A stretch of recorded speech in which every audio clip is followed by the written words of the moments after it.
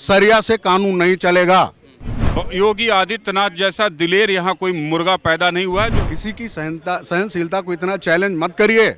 जहाँ भी अब दंगा होगा वहाँ इंफ्रास्ट्रक्चर हटाए जाएंगे। मार कोई और कर रहा है, पेला कोई और जा रहा है।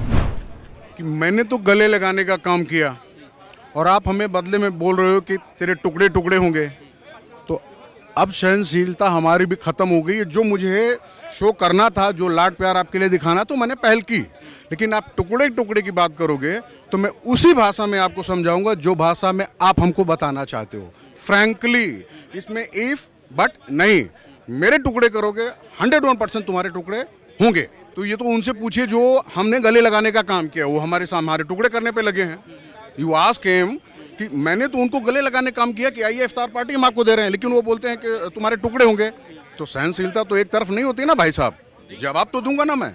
बुलडोजर चलेगा, अंदर जाएंगे, क्राइम करेंगे, 7 पीढ़ी भीख मांगेगी। अगेन रिपीट, 7 पीढ़ी भीख मांगेगी। हाँ, सिंपल सा फंडा है। अगर उनको आपके माध्यम से सुन रहे हो तो सुनिए मंत्री जी, 80 बड़ा होता है कि 20। किसी की सहनशीलता को इतना चैलेंज मत करिए। आप एक 50 ग्राम का दूध हो जो आधा किलो के भगोने में उबाल खा जाता है। हम लोग 2 लीटर दूध हैं जो 100 किलो में भी शांति से बैठते हैं। सब्र का बांध अगर तोड़ दिया आपने तो आपको भी उसी भाषा में समझाऊंगा जिस भाषा में आप समझना चाहते हो। अब एक चीज़ बताइए, मैं एग्जांपल आपको देता हूँ। समझिए कि हम हिंदू हैं, ठीक है, हम हिंदू हैं।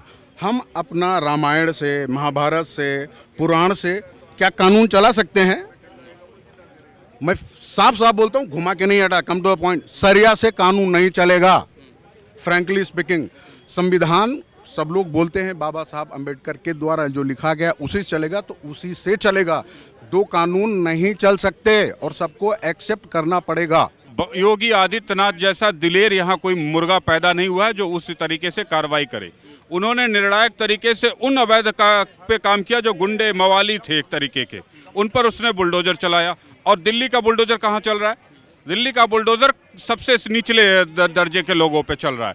और बुलडोजर चला के आप क्या कह रहे हैं कि हम आप अवैध कंस्ट्रक्शन हटा रहे हैं? कहाँ हटा रहे हैं? जहां दंगा हुआ था। आप कहिए ना, आपके अंदर इतना गट्स है, इतना दम है निर्णायक कार्रवाई करने का, तो बोलिए हमने दंगाइयों का इंफ्रास्ट्रक्चर को हटाया और हटाएंगे। जहां भी दंगा करोगे वहां के सारे अवैध इंफ्रास्ट्रक्चर हम हटा देंगे, पूरी दिल्ली शांत हो जाएगी। जो कर रहे हो वो बोलो, जो कर रहे हो वो बोल नहीं रहा है कोई, अब बोला कुछ और जा रहा है, किया कुछ और जा रहा है। तो अगर हिम्मत है एमसीडी में तो बोले उसने दंगाइयों के इंफ्रास्ट्रक्चर को हटाया है। जहां भी अब दंगा होगा वहां इंफ्रास्ट्रक्चर हटाए जाएंगे, तो अपने आप ये मामला शांत हो जाएगा, दंगा शांत हो जाएगा। लेकिन अब जो दंगाई दंगा करके भग गया, बच गया, उसका घर तो नहीं तोड़ा गया, जहां उसने दंगा किया उस व्यक्ति का घर तोड़ दिया गया। ऐसे में क्या मैसेज आप दे रहे हैं? मैसेज रॉन्ग जा रहा है। इसलिए एमसीडी को बोलना चाहिए कि we will demolish all the अवैध construction from the site of riots. जहां भी दंगा होगा उस साइट से सभी अवैध कंस्ट्रक्शंस हटा लिए जाएंगे, तो लोग खुद ही दंगा रोकेंगे। लेकिन आप दंगाइयों का तो इंफ्रास्ट्रक्चर हटाते हैं, बोलते हैं अवैध कंस्ट्रक्शन हम हटा रहे हैं। तो एक्चुअली डबल गेम चल रहा है। बोला कुछ और जा रहा है, किया कुछ और जा रहा है। ये स्ट्रेट फॉरवर्ड एक्शन लीजिए, दम है तो। नहीं है तो जो कहते हो करते रहो। ये ह्यू एंड क्राई चलता रहेगा। बोलोगे कुछ और, करोगे कुछ और, तो डबल स्टैंडर्ड पॉलिटिक्स करने की आवश्यकता नहीं है। डिक्लेरेशन के साथ कहिए कि किसी भी जगह दिल्ली में दंगा होगा, हम उस जगह का समस्त अवैध कंस्ट्रक्शन हटा देंगे। देखिए वहाँ दंगा भी अगले 20 साल तक नहीं होगा।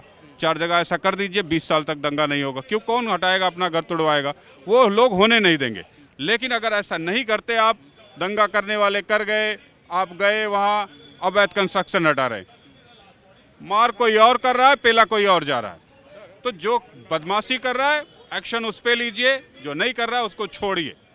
क्लियर स्टेटमेंट्स, क्लियर पॉलिसीज के साथ एक्शन लीजिए। कौन मना कर रहा है आपको?